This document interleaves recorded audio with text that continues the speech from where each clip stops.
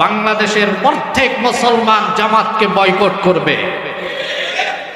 ইবলিস একের পর এক সে যুক্তি শুরু করল।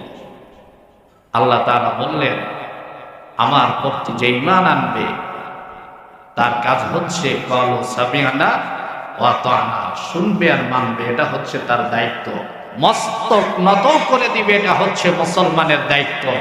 যুক্তি তর্ক দিয়া তোমার যুক্তিতে ধরুক চাই না ধরুক, ইসলাম বিদ্বেষী যদি কোনো কথা হয় সাথে সাথে তওবা করে নিতে হবে, এটা হচ্ছে মুসলমানের কাজ।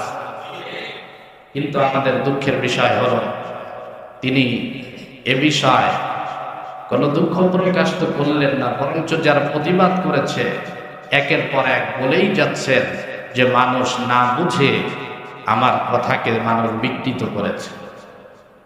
এটা খুবই দুঃখজনক। আর তার চাইতে বড় দুঃখ হলো এখন পর্যন্ত জামাতে ইসলামের পক্ষ থেকে দলীয়ভাবে তাকে কোনো এ ব্যাপারে সাজেশও করা হয় নাই, কোনো বার্তাও দেওয়া হয় নাই। তাহলে আমাদের প্রশ্ন, ব্যক্তি শিশির মনিরের এই উদ্ভট ইসলাম বিদ্বেষী বক্তব্য কি জামাতের বক্তব্য?